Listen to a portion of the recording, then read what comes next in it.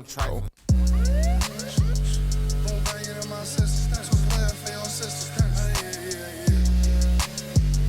You ever read the Broncos? No, I haven't. I ski skirt, I just see them people, me and baby finna get gone. I ain't got no time for no court dates, dig. Bell money on the trick, sports car tearing down fig. I ain't dropped the bitch off, I'm an SD getting off. Feeling different on the E-way. Let's just go for it. All right, I'm ready. Yeah, because now, well, nobody knows, but we already recorded it. Or didn't record. This happened to so many times already. Yeah, but that's okay. We're on episode 24, so, only happened a quarter of the time. Let's make it happen not the 3 other times. Every time we record, we do it 2 systems. So we record on the camera, but we forget to hit record on the road and record our audio. So hey, let's get back to it. Yeah. All right. You got Adam from Rebel Status and from Escape Media, for San Francisco Media. Today we're going to talk about what's going down in Santa Rosa. Yeah, we're having a show today at Santa Rosa. It's at the St. Arlene Francis Center. We've been there before, but it was just me and Frosty at the time. Rebel Status wasn't even a group. It was really just me making the clothes at the time. I wasn't even vending there. I think Frosty had half of a song to perform.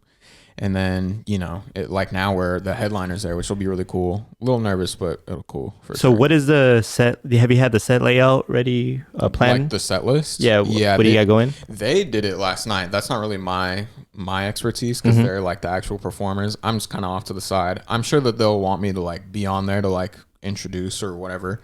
But we were kind of saying just before it started, that's kind of the cool thing is it's nice to get kind of a double whammy because most people have just the performances and that's it, but now it's this is performances and merch, and my merch isn't just merch, it's streetwear, so it's a cool little double sword where it's they're really good performers, but they also have really good fucking clothes, you know what I mean? That's what you what are you most excited about today? I think we were saying earlier, even I'm excited because it's a small place. I feel we're, we've done a lot of stuff out here in the Bay, and we're pretty, I'm not gonna say we're pretty well known, but we're somewhat well known out here. We're established in a few of the cities out here, but we're not at all established in Santa Rosa. So it'll be really nice to draw some fans that are maybe hardcore, who knows. But, in a small town, there's not as much to do. So when you kind of see a performance out there and people are going hard and they see people are riding with us, I think maybe we'll pull a couple people. Like I was telling you earlier, it's what Professor Gabo said is that when you go to these areas, it's you're the entertainment. Yeah, so it's you're the entertainment for that Friday, Saturday, or whatever days you're having the show, and you're bringing in. You might create, or you might develop new fans. And yeah, and I think that's really what we're looking for. We're this year we're kind of trying to we've already kind of started, but we're trying to get out of the bubble. The Bay is, I love the Bay to death, but it is a bubble. It's as soon as you step outside here, you could be hey, do you know Mac Dre? And people will be who? And it's what? People do that here now. Yeah. So that's it's people are really don't know. When I work at the bar and I'll put on a Mac Dre song, just Dizzle Dance, and everyone's supposed to get down to it, and I'll put it on and everyone's what the fuck is no one's this? moving at all, and I'm what's going on? Just that's something that I grew up with that song, and it's something ingrained in me. And if I play it around my friends or something, even back home in Fresno, if I play it at a house party or something, people are going to get down to it. Yeah. But it's just a different culture. People are coming in that are not from here, so it's different. But like you said, branching out, trying to develop a new fan base, or just exposing your music to others, or Rebel says exposing their music to others is gonna pay much dividends in the long run. It's just if any artist is trying to let others see your work. Yeah, and I think it'll be really cool too, because this is the longest set we've ever had. I think it's 40 minutes. We're sharing part of it with True Gang, just the dude who put on the event, Pat God, shout out to Pac. He called me one day, and he was yeah, so he was explaining everyone that's going to be on the lineup for Rebel Status, and he said, Jay say True, and I was Jay's not in Rebel status. And he was like, man, I never know who the fuck is in the group. You guys are like the Wu-Tang Clan. Is Redman in the group or not? And I was all like, oh, okay. Like, so he not accidentally, we love Jay Stay True. Like literally, we always say like his camp, True Gang, is kind of like our cousin camp because we're like all kind of on the same level.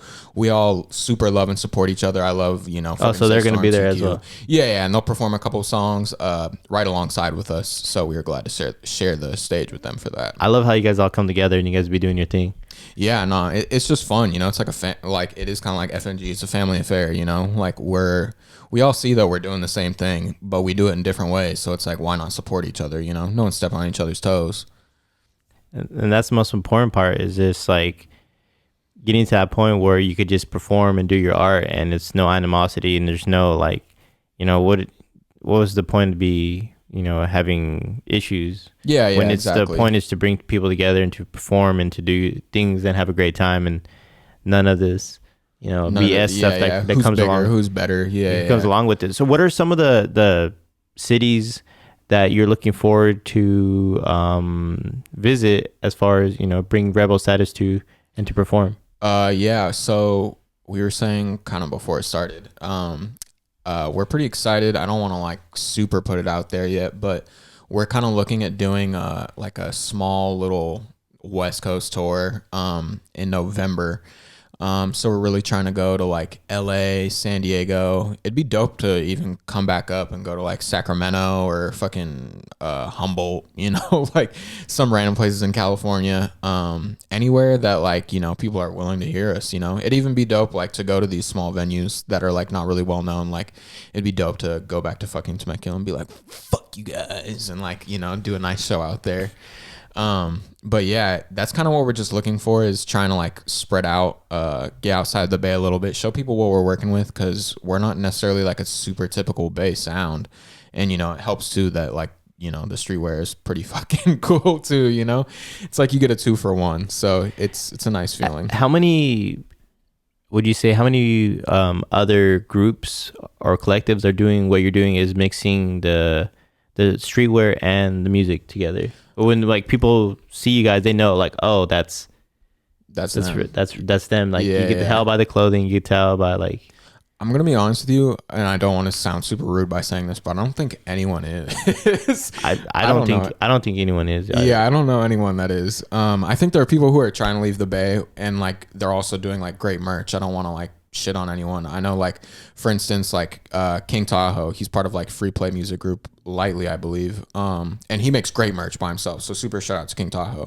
But like he's not like kind of like making his own brand with it, you know what I mean? He's doing King Tahoe merch, and it's super cool, but it's like there's like it's kind of like a disconnect, I think. But these things are so connected, you know, like fashion, music, like street, like graffiti, all these things can be tied together, but I think that sometimes people don't really see it like that.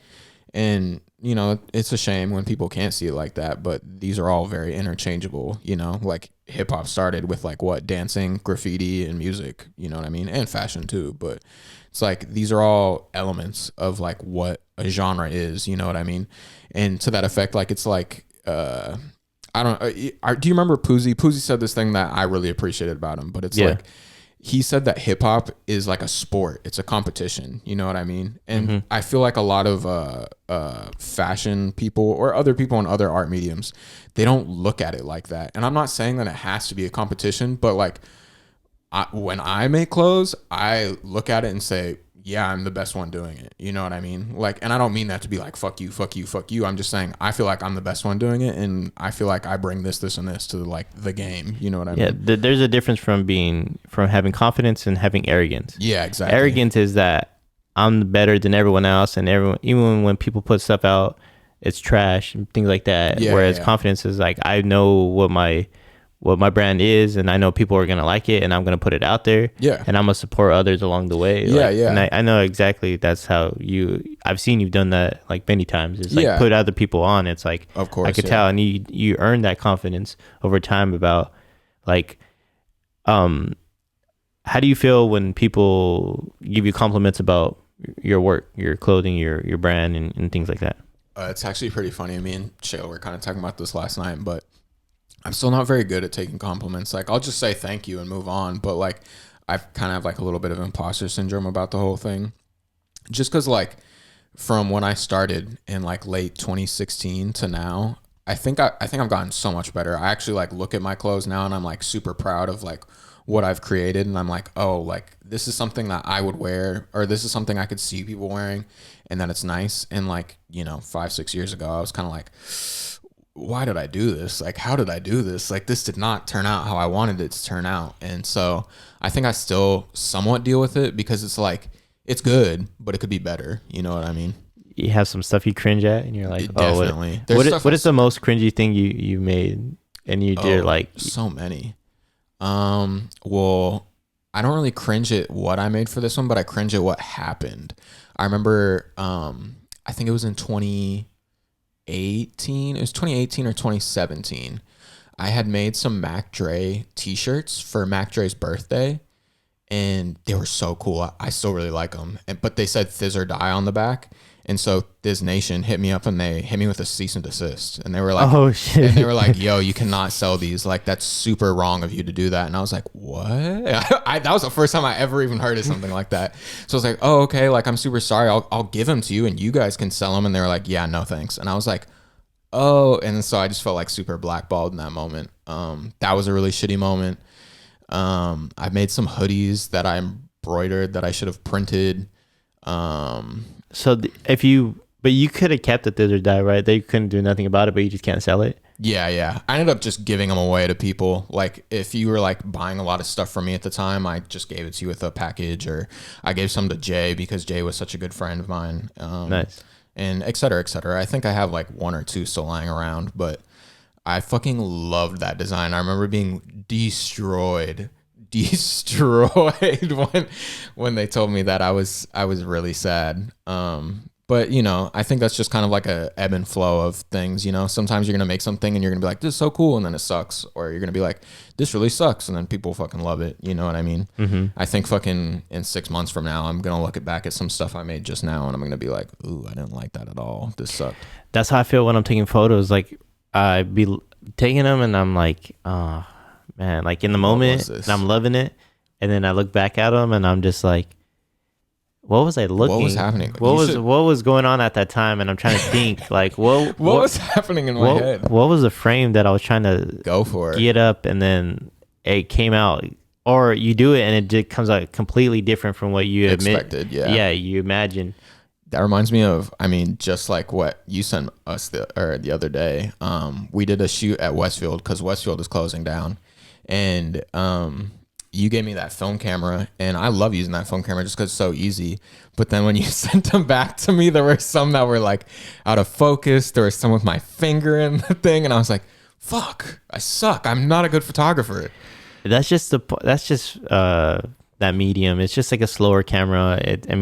You can't see it, so you don't know. That's the beauty of it. It's like so much the imperfections that I really love about film. It's just like, I don't care if it has dust on it. I don't care. Like, I love the little information imperfections about it, but obviously not too much stuff where it's like impacting the photo. Yeah. Because like when I scan my photos now, like I get them developed and I scan them myself, if you touch the negative, it'll make a smudge, and it's so hard to get off. And so one of my cameras that one of my photos that I tried to get developed, I had a smudge on one of the face in the picture, and it was a little smudge, and I couldn't tell because the negative is small, and I couldn't do nothing about it. And it was just like, that's life. Oh, well, yeah, that's pretty shitty. That photo is ruined because of that. There's a little things like that where you just like mess up, and it's like part of the process, right? The reason why I do film photography is like there's a process. You take the image, you can't see it, you get it developed, you scan it, you can edit it yourself, and blah blah blah. Whereas like for me, the digital process is like you take it, you take the SD card, you put it up, and then you edit it and you put it out like that too, and it's like it's fine, but it's like I don't really care to do the digital process. It doesn't work for me. Whereas the film process is just more relaxing, and it's like I'm not serious about it. That's so funny because it's the exact opposite, I feel like, for me. Because digital is just so relaxing because like even if I don't like the photo, I'm like, well, at least I can make it look nice in editing. Like right now, my camera has a fucking huge scratch on it, my lens, and I don't have another lens. So hey, if anybody got some money or a nice lens they want to send me. What mount do you have? I could not tell you. Okay. I have no idea. I'm really bad with shit like that. Bro, there was literally, I had a photo shoot with this guy a couple weeks ago, maybe a month ago now. His name's Cam Rosario. Shout out to Cam. He makes clothes too. He makes really dope ass pants. And makes music, which is cool. But we were shooting and he was like, oh, what aperture do you have it on? I was like, I do not know. Program over. Yeah, I was like, I'm program mode. Yeah, I was just like, I don't know. I just put it on fucking portrait, bro. And then he was all like, what? He was like, you've been doing camera work this long? You know what aperture is? And he was like trying to show it to me. And I understood, but like at the same time, I'm like, this is just so confusing. Like, I don't get it. I'd rather just take the photo. It looks like shit and then edit. I had to learn because a lot of my cameras are fully manual. So I don't have the... You really have to work on that. Yeah, you have to, because you have to get the exposure right. So I don't have the privilege of, having the automatic, but sometimes I'm bored of that, and like it's too much work. And when some things are too much work, I just won't do it. So like I'll grab a camera or a film camera that have that I could do it like a program mode or something automatic. Whereas like it just does everything for me, and I don't have to think about it. I'm just taking the image. Whereas like it kind of fucks up your creative process when you have to go through everything and look. I understand if you've been doing it a long time, you already know the situations. Like, we're taking photos in this room. It's dark. There's natural light coming in, but it's it's not enough light in here. So most likely you're going to use like maybe like a 4 aperture or like a something, lower in the range, or you go down to like a 2.8 or whatever it might be to let more light in so you could take for the scene. But you're going to have like a slower shutter speed and all that other bullshit unless you're using flash. Yeah. And so then sometimes you don't want to fucking deal with it. So I use my automatic film camera and I put a flash on, and it always takes it at 125, and you could just take it and it'll pick the aperture for you. So yeah, I mean, fuck it. Nicer. Who gives a fuck? Yeah. At the end of the day, it's just the image, right? So it's not like all people are like, who cares if you know or not? Because it's like at the end of the day, like what you're creating is what you're creating. What people, because there's some people that get really technical on it and they're really like snobby about it, and like who gives a fuck? Yeah, exactly. Especially if you're good at it in your own way, like who cares? I just you couldn't even put it up. I just put up a photo. I don't know if you even saw it yet, but I put up I made a photo and I made it into a collage that looks like a magazine. And people were like, whoa, like, how are you getting this magazine? Blah, blah, blah. I'm like, bro, I just edited that to look like a magazine. Yeah, just fucking around. Yeah, I feel like if it works, it works, Don't, what's it called? Don't fix it if it ain't broken. Exactly. And the thing is, too, is just like, one thing I do like about film is just you really, sometimes you really can't edit a bad mistake on a photo. You can or can't? You can't. Oh yeah. Like sometimes like the image, if you underexpose it way too much, you're fucked. You can't really bring it back. Whereas digital, you can underexpose, you can't really overexpose. Where on film you could overexpose, you just can't really underexpose the image because you could bring it back. Yeah. So there's like, that's what I'm starting to find out, and it's like sometimes you really fuck up, you just can't recover it. It doesn't, no amount of editing is gonna fix it. So like, I like doing a lot of black and white now because I do a lot of my own scanning and editing on there. So I don't know how to edit photos well. So I'm learning through black and white. Yeah. And I got a photo back where I took a flash. It was a flash photo. And when I scanned it, it was straight, like, bright, super bright. Yeah. Too bright. And I was able to pull it back. And I got the image out of it. Oh, that's pretty cool. So I'm like, shit, I didn't even know you could do that. Yeah, that's super clean. Because I was like, if I would have done that and got it back, say, from the lab, I would have just disregarded it because I would have not. When I get photos back, I don't edit them when I get them back from, like, when I drop them off and get them developed and scan. But when I do it myself, I have to. Where do you do them yourself? Do you go to PhotoWorks or wherever? So when I get them developed, I have a place I go where they just develop it for me, and it's called like 1 hour photo on Visidera. Oh, on Polk, on Polk, and they actually do it in an hour. Yeah, they could do a scan and develop in an hour. So that's why I like going to them, because it's fast. Yeah. But I like to get them just developed, and then I like scanning them myself because I have my own scanner. So that's when I get it back, and when you scan, you have to edit it yourself because the scanner edits it always one way. So now I'm learning how to edit film photo, and I felt kind of guilty about it because like a lot of people are like, no, you don't edit film photos. edit film. It's like There are it's no rules. Come on. and then I'm starting to break from that, and I'm just like, I was all putting vignettes on it, and There you go. just start doing like just stupid shit. Yeah. I feel like do whatever you want as long as you think it looks cool. You know what I mean? There's like we talked about it a while ago, but like when I was a little kid and I was trying to make clothes, I fucking used to get a Sharpie and write on my pants.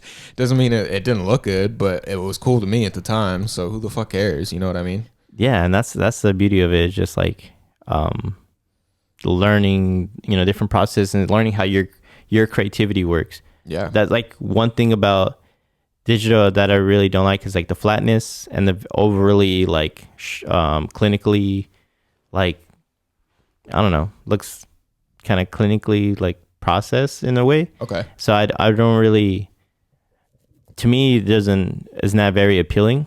So I understand when people edit the like photo because people add grain or they add things to it to give it texture to make sure it's not flat and stuff, because you could get a lot of flat images from a digital one. Put a little noise in there. Yeah, put noise, something like that. Like, whereas when I get a film back, depending on the ISO that you're using, you could have a lot of grain in it.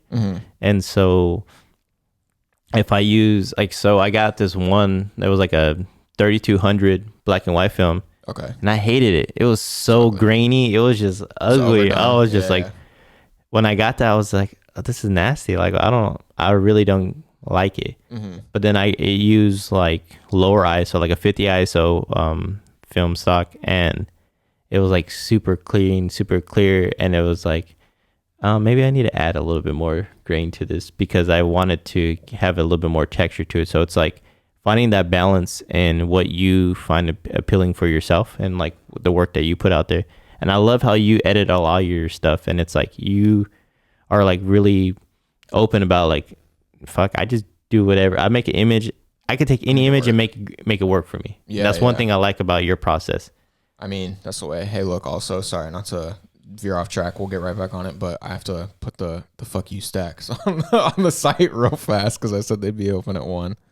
Oh shit. Yeah. So what time is it now? It's 1:01. Oh, you better put it on. Yeah, I'm putting it on right now. But yeah, it's a nice feeling. Do you ever feel like when you first started making or not making, but started doing photos, like were your first ones like not usable? Is that a word? Oh yeah, they're horrible. Yeah. Like my first 3 rolls that I got developed, majority of them were like pitch black. Oh yeah, because I didn't know anything. I didn't know that, like, I didn't know aperture. I didn't know shutter speeds. I thought you could just take a photo, but I didn't know you had to put it on program mode. Yeah. And so I had a Nikon N80, and I was just taking photos of it, like everything, and some of the photos came out because I got lucky. It was just like the right time for it. You just got the right time, right place. And right so lighting. I didn't figure out till later to switch it over to make it automatic, and that's when I started to see the difference of like actually taking photos and like just seeing like the images come out. The first couple rolls that I got back, I spent a lot of money on it because it's like you're spending $10 to $15 on a roll. It's expensive, and then you're spending like another $10 for the process or whatever. Yeah. So, or no, you're spending like $20 to develop and getting it scanned. So you're spending a lot of money in it. And I was wasting so much money. And I was like, almost after the third one that came back like that, I was like, why am I fucking doing this? I can't do this. Yeah. I almost gave up, and then I was like, all right, I'm gonna try it one more time. And I learned I learned the automatic one towards like the end, or the fourth roll. That I was like, I learned it, and I was like, all right, I'm gonna try it one more time. And I tried it, and then I went to like the beach or like Pacifica, and I took photos out there. And then when I got them back, I was like, I got hooked. Yeah. And that was it.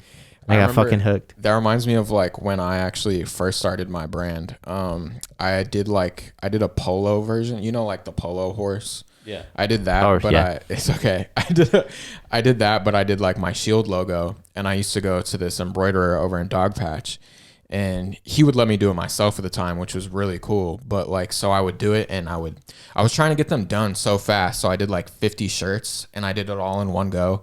and it's like they looked really patchy, not like good patchy, you know, they looked really bad. And I was like, how come they look like this? And I was super pissed off. And then I did it again, same thing. And then like the third time, the dude comes up to me, Kiet, and he's all like, you know, like if you want it to look like more like how the picture actually is, you need to go through it 2 times. And I was like, why didn't you tell me that the other 2 times that I've been here? So then I did that time, and then, you know, I finally got it right, and I was like, oh, I get it now. Like and the same thing, I was like, oh, I'm hooked. Like now I can't stop coming here, you know? And it's one of those addicting feelings for sure when you get into something you like. You find your workflow. Like once I started to get more into it, I would only just drop off rolls every couple weeks, and then I'll get them back. And then sometimes I didn't develop some for like months, and then lately I found that 1 hour photo, I was like, oh shit, I could just get something done on the weekend, and I could get it when I need it. And that's what I did when we went to Westfield. I took 2 rolls there to get it done, and then I got 2 rolls where I had to do it myself. So now I have a good, like, how did you feel about cheaper. shooting there though at the Westfield? I've never done anything like that, so it was cool. Yeah, it was definitely a strange experience, right? It was kind of weird. Everyone left us alone. Yeah, that's I feel like pretty rare too. The security did not bother us. We went to the theater part, and I was like, dude, ask security if we could shoot there. Yeah. And then we went and we started fucking shit up. Yeah. He did not care at all. He did not give a fuck. It was pretty funny though when we tried to go into the actual theaters. He was like, no. He was like, nah, bud. Which was nice though. At least he like let us know. And then the cops came. That was so stupid too, because we were literally leaving, and then as we're leaving, Griff is all like, we love taking pictures with the ops. And I was like, stop. Why are you doing this? It was a fun day though. Shout out to everyone that came. Alice, Miggy. There was a couple photos that I wish I would have took with the different camera, because there's like a couple like Instax like ones that I took, especially with the ceiling and all of them right there. Yeah. I just couldn't recover it. See, that's the thing about film that sucks, is like if it's not exposed, or if there's not enough light, especially for those ones. Yeah. It's just too dark and I couldn't recover it. You're talking about the dome. Yeah, like in the back, there's no amount of editing you could do will fix that. Yeah. So that's the only thing that really fucking sucks about like film. If that was a digital one, easily would have been able to get it. But I wanted a certain look from it, and I wish I would have used a different camera at the time to get it, because that was such a dope picture for me. Hey, living and learning. It's apparently still open for a couple more months. Who knows? We could go back. I'm down to go hit it again. But one of my favorite pictures is the one where I forget her name. Alize. Yeah, Alize. Yeah, where she's standing on the pole and she's like flipping off. She got so many good photos. She right there. is great. Yeah. Like she's Shout good. out to Alize. And everyone was good, because when you're doing a digital and film session, is that film you have to I had to slow down, because I have to make sure the exposure's right. So I have to get readings and stuff. So it's a slower process. And then sometimes I leave my there's like a dark slide. I leave it in, so I can't take the photo. So I fuck up, and I forget. Fuck. So I'm not trying to rush the models. I'm not trying to make them wait too long either. So it's like trying to find that balance. But they're very patient with me, so it was really good. What were some of the favorite photos that you took? Mine were also kind of at the dome. I think that was a fun spot. I think some of the best ones I got were still outside, just because of how nice the lighting was. We got a couple. I like the one on the car. That was sick. Yeah, that was super sick. I'm surprised she was down for that. That was cool. There was a couple we got that were inside. It was like right in front of, I don't remember where we were, right in front of like a Banana Republic or something. There was like a Victoria's Secret above. Okay, yeah, that one. Yeah, that's the one. Those came out super clean. I fucked with those super heavy. And there were some like when they were like hanging over the ledge kind of. Those ones came out super clean. I'll send them over to you. I'll send you the little link I got for I got all the clips and everything. And I edited up that video clip you had actually sent me, and I put like some music over it. So I thought it'd be kind of cool. But yeah, we definitely got to do more stuff like that. I'm super down. I'm down to get it. Well, we're coming to the end. This is the only episode that we're doing this week. We'll release it on Wednesday. Yeah. Good luck in Santa Rosa. Have fun out there. Be safe. I know it gets a little rowdy, but it does get a little rowdy out there. But we'll be okay. All right, put it on. Oh yeah, let me put on some Lana Lola really quick. Oh, jeez. She's Simone. Yeah, she's Simone. I'm pretty sure she's from Santa Rosa. Let me see. This is one of hers. Fucking it up, motherfuckers. These bitches fucking it up. Stop my whip, begging for some. Doing what I already said I was begging for some. Don't fucking y'all ain't listening. Fucking it up. Y'all ain't hear me before. I told you I'ma do it, and I'ma do it. Begging for some. Something, nigga. Look, trying to touch up on me, leave you slumped up on the stretcher. Young go on my dome, shotty aiming out the rental. I don't even saw the niggas, make them pay for my crew. I want a table with them bottles, I ain't hitting the view. Said my bitches all bad and they bust too. Y'all play harder than you hustle, what I won't do. Only famous at the plays, know that shit true. And I ain't coming from the bay, you niggas ran through. Tipped it off all in my court, I said my file was never technical. My mother said a name, down from juvie up to federal. Counting big deals, leave your family stuff on medical. Only chop it up when it's cash, keep 100 blue. If a nigga wanna holler, he could pull up when my rent is due. I'm in and out of lanes, while you pussy stuck on 10 and 2, bitch. Leave you pussy stuck on 10 and 2, nigga. Hey, so we be fucking it up. So we be fucking it up. Through your phone,